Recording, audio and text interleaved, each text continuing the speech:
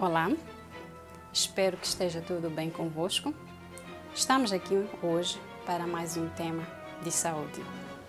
E o tema de hoje é cuidando do nosso sistema circulatório, mais concretamente o coração, que é a primeira parte, cuidando do nosso sistema circulatório. Para começarmos, vamos orar. Santo Deus, Santo Pai, mais uma vez queremos a sua presença neste dia, para que nos instrua, para conhecermos como cuidar do nosso coração. Em nome de Jesus, pedimos a sua presença. Amém.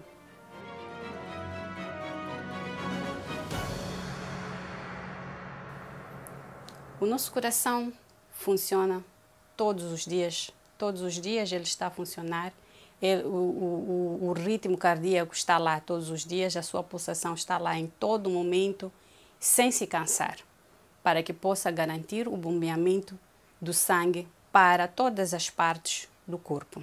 Esta capacidade que o nosso coração tem, que o músculo do coração tem, que é o miocárdio, de ficar a trabalhar de forma constante e incessante, e sem nenhum descanso, é um dos fatos mais surpreendentes da fisiologia humana. Porém, na realidade, o nosso coração descansa. Naquele momento de uma pulsação para a outra, nesses milésimos de segundos, ele tem algum descanso. E é nesse momento que ele relaxa e adquire e facilita também na próxima, ajuda para que a próxima contração, a próxima pulsação ocorra. No momento do relaxamento do nosso coração, é o momento em que os nutrientes passam para o miocárdio. Os nutrientes passam para o miocárdio. E temos ouvido que na medicina geral, que nós devemos consumir vinho para quem sofre de algum problema de coração. Nas pessoas já com mais de 50 anos de idade, que aconselham o consumo de vinho, um copo de vinho por dia. Bom, realmente existe algum benefício para tal. Mas se formos a ver alguns estudos já feitos, algumas análises já feitas nesse sentido, vamos ver de que ao invés de consumir-se o vinho, que é o vinho tinto, não o vinho branco, os benefícios deste vinho vêm da uva, da fruta natural, que podemos encontrar tanto na casca como na própria fruta. E esses benefícios são os flavonoides, substâncias químicas que estão lá na fruta. São aproveitados da melhor forma se formos a consumir a fruta natural do que no vinho. Então, a decisão fica, vale a pena consumir o vinho ou consumirmos a fruta, que temos lá os nutrientes em maior concentração do que no próprio vinho. E se nosso coração tem algum problema no seu funcionamento, se algo não está bem, é porque surgiram algumas doenças. E vou citar algumas doenças que possam acometer o nosso coração. Temos a angina do peito, a arritmia cardíaca, o infarto do miocárdio e a insuficiência cardíaca. Alguns elementos importantes para o bom funcionamento do nosso coração. Temos a nona, a cebola, a abóbora, banana, são alimentos para além de outros. Esses são o que vamos citar no tema de hoje. Dicas para o bom funcionamento do nosso coração. Devemos comer pelo menos 5 unidades de fruta por dia, para que possamos abastecer com os nutrientes necessários para o bom funcionamento do nosso coração. Devemos consumir pelo menos um prato de salada por dia. Também lá vamos ter as verduras, as hortaliças necessárias para o bom funcionamento do nosso coração. Consumir pelo menos 3 pratos de legumes por semana. Evitar o consumo excessivo do sal e do açúcar, consumir mais o pão integral que o pão feito de forma com açúcar refinado ou com a massa refinada, praticar os exercícios físicos 3 vezes por semana durante 40 minutos e evitar o consumo do álcool, do tabaco e do café. Prejudicam o funcionamento do coração. Quer ter uma vida longa? Cuide do seu coração. Essa é a mensagem de hoje. Até a próxima.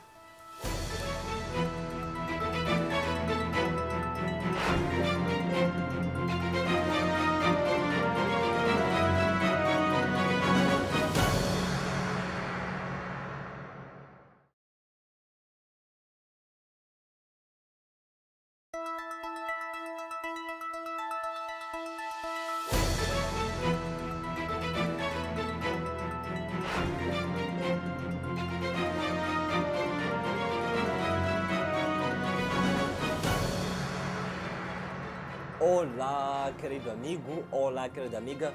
Com certeza estou aqui mais uma vez com a palavra de Deus, a mensagem de esperança para você.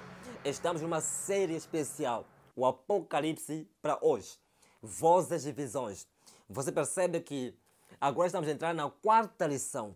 Nesta lição nós temos visão de Cristo guiando a sua igreja.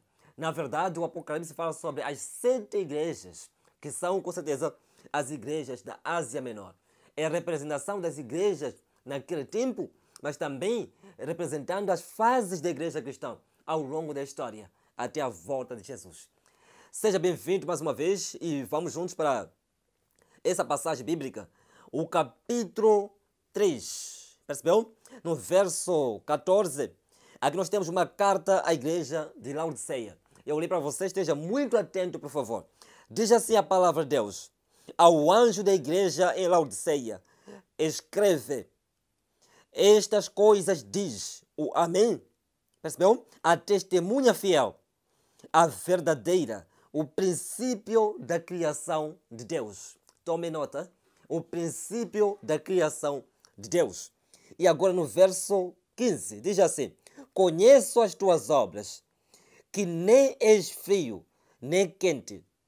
Quem dera fosses frio ou quente. Agora no verso 16. Assim, porque és morno, um estado intermediário. Percebeu? Porque és morno e nem és quente nem frio. Estou a ponto de vomitar-te da minha boca. No verso 17. Pois dizes: estou rico e abastado, e não preciso de coisa alguma. E nem sabes que ou seja, tu és infeliz, sim, miserável, pobre, cego e nu. Está percebendo a aplicação feita para esta igreja da Laodiceia? E no verso 18, aconselho-te, atenção, aqui nós temos a última parte, a mais importante. Aconselho-te que de mim compres ouro refinado pelo fogo, para te enriqueceres, vestiduras brancas para te vestires, a fim de que não seja manifesta a vergonha da sua nudez. Percebeu? E colírio para ungires os olhos, a fim de que vejas. Querido, se eu continuar a leitura, você percebe que no verso 17, Deus mostra que eu repreendo aquele que eu amo. E você percebe que no verso 19, percebeu? Ele fala da repreensão. No verso 20, ele mostra as duas portas. A porta do céu e a porta do seu coração. Agora, permita-me dizer uma coisa importante. Você percebe que estou falando para você a respeito de Laodiceia. Laodiceia é uma igreja, percebeu? Que existia na Ásia Menor. E você percebe que, na verdade, a Bíblia em Apocalipse nos apresenta as 7 igrejas. A primeira é a igreja de Éfeso, a segunda, Esmirna, a terceira, Pérgamo, a quarta, Tiatira e a quinta, Sardes, a sexta, Filadélfia e a sétima, última, Laodiceia. Essas igrejas foram escolhidas, existiram no passado, na Ásia Menor, percebeu? Foram escolhidas olhando para aquilo que são as suas características, para representar as igrejas que existiam naquele tempo, mas também para fazer uma representação daquilo que seriam as fases da igreja, a igreja cristã, até a volta de Jesus. As 7 fases. E desta forma você percebe que, olhando para a mensagem dirigida para cada uma dessas 7 igrejas, chama a atenção a uma realidade, percebeu? Literal, naquele tempo, naquela igreja, no passado, e você percebe também uma realidade para cada fase da igreja de Deus, a igreja cristã, até a volta de Jesus. A mensagem assume uma realidade, percebeu? Histórica, mas também essa mensagem assume uma realidade espiritual.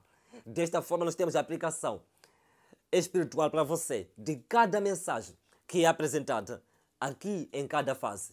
Percebeu? Agora, querido, Éfeso começa no ano 31 ao ano 100. Aqui você encontra pureza, encontra aquilo que era o desejável. A doutrina dos apóstolos era pura. Do ano 100 ao ano 323. Nós temos a igreja de Esmirna, a segunda fase da igreja cristã. Aqui nós temos Esmirna, que significa cheiro suave. Nós temos a perseguição e martírio. Percebeu? Aqui nós temos os mártires. E você percebe que no ano 323 ao ano 538, temos a fase de Pérgamo. Pérgamo é a era de compromisso. E você aqui encontra com certeza aquilo que foi a mudança da lei. É aqui onde houve a mudança do sábado para o domingo. E você percebe que aqui começa a apostasia. Quando vamos para 538 até 1798, nós temos aqui a quarta fase da igreja cristã, chamada Tiatira. Percebeu? Tiatira. Tiatira significa contrição. Ou seja, nós temos aqui a apostasia, nós temos a intolerância. Quando você observa na história, aqui chama-se a Idade Média. É o momento das trevas. É o momento em que o Apocalipse 11 apresenta as duas testemunhas vestidas de saco. Percebeu? Agora, querido, quando você avança, você vai encontrar a quinta fase, de 1798 até 1833. Sardes. O que significa o que permanece. Aqui nós temos Martinho Lutero, o reformador, e os demais outros. Aqui você percebe que houve a volta para a Bíblia. É o momento da reforma, percebeu? E você percebe que do ano 1833 ao ano 1844, Filadélfia, que significa amor fraternal. Aqui nós temos o movimento do Guilherme Miller. É aqui onde você percebe que as três mensagens angélicas começaram a trazer um despertamento para a volta de Jesus. Mas na verdade, querido, não era a volta para a terra, era para a volta para o santuário celestial, no lugar santíssimo, ao ancião de dias, para poder começar a obra do juízo. Percebeu? O juízo pré-advento. Razão pela qual a última fase é a fase do juízo. Laodiceia, o povo do juízo. De 1844 até a volta de Jesus. Essa é a nossa fase. Estamos agora no ano 2020. Quanto tempo passa após ter começado o julgamento pré-advento? Após ter começado o exame de cada alma. E que no final, querido, haverá a decisão, o veredito de quem irá para o céu, para a nova terra, e de quem irá para a perdição. Querido amigo, querida amiga, você percebe que no Apocalipse, quando eu li a última parte, falando sobre a última fase da igreja, a igreja de Laodiceia, aí fomos apresentados aquilo que foi o convite de Deus para você comprar algumas coisas de extrema importância. Compres de mim. Olhando para o livro de Isaías, capítulo 55, verso 1 ao 4, nós precisamos comprar sem dinheiro. Percebeu? Você vai comprar a Deus sem dinheiro. E você percebe que é de graça a salvação. Compre ouro provado no fogo. 1 Pedro, capítulo 1, verso 7 a verso 9, e Gálatas, capítulo 5, verso 6, nos apresenta que isso significa a fé. Isso significa o amor. Compres de mim vestidos brancos. Apocalipse 7, verso 13 e 14, e capítulo 19, versos 7 e 8 do Apocalipse, nos apresenta que isso significa o caráter imaculado de Jesus. Significa a sua justiça. Percebeu? Agora, querido, quando vais para o Salmos 119, verso 18, falando sobre o corírio, e quando busca também o livro de 1 João, capítulo 2, verso 20 e verso 27, Efésios, capítulo 1, verso 18, o colírio é o Espírito Santo. Sem o Espírito de Deus, você não tem sabedoria das coisas espirituais. Percebeu? Agora, querido, quando vai para a última repreensão, arrepende-te. O arrependimento vem quando você se apresenta a Deus. Ninguém se arrepende estando longe de Jesus. Ninguém se arrepende. O arrependimento genuíno só aparece como resposta à bondade e ao amor de Deus. Ao olhar para Jesus, percebeu? Você é transformado. você é levado a mudar de vida. É por isso que Jesus chamava os pecadores, chamava aos adúlteros, percebeu? Chamava também aos ladrões. A um cobrador de imposto para dizer assim, segue-me. Percebeu? Porque ele sabe que ninguém muda enquanto está longe de Jesus. Mas se você se aproximar a ele, de acordo com Romanos capítulo 2, verso 4, você percebe que você vai ser transformado. Você vai olhar para a sua bondade, seu amor, para a sua misericórdia, e isso vai produzir em você o arrependimento. O arrependimento genuíno leva à mudança de vida. O arrependimento genuíno não é somente sentir a dor, porque existem consequências amargas. Não, querido. O arrependimento genuíno é quando você diz assim, o que eu faço não me agrada. Razão pela qual eu tenho que abandonar. Não porque Deus disse que não faça, mas eu compreendo que isso é para minha própria tragédia. É para minha própria morte. Então, querido, se você quer olhar para o pecado e detestar o mal, é somente quando Cristo habita no seu coração. Você quer convidar o Espírito Santo de Deus para habitar em você e produzir o arrependimento e convencer você daquilo que é o pecado, a justiça e o juízo? Então, se você quer, com certeza, venha comigo para esta oração. Oremos. Nosso Deus, nosso Pai, obrigado, Senhor, porque esta lição chama a nossa atenção. Primeiro porque estamos na última fase da história da igreja, a fase de Laodiceia, onde existe uma mistura daquilo que é o mundanismo e a religião. Esse estado intermediário que cria náusea para Jesus, com certeza ele diz, eu vomitar-te-ei da minha boca, porque és morno. Nós queremos estar numa situação de estarmos quente ou frio, mas a nossa escolha é estarmos ao teu lado, é estarmos quente. Nós queremos que o Senhor possa, com certeza, trazer o arrependimento genuíno no nosso coração, fazer-nos abandonar aquilo que nos afasta de Ti, abandonar tudo que corresponde ao mundo para podermos viver na santidade, para andarmos na Sua santa presença, como fizeram Abraão e mais outros, os Teus servos. Te agradeço por estarmos entregue também, em nome de Jesus. Amém.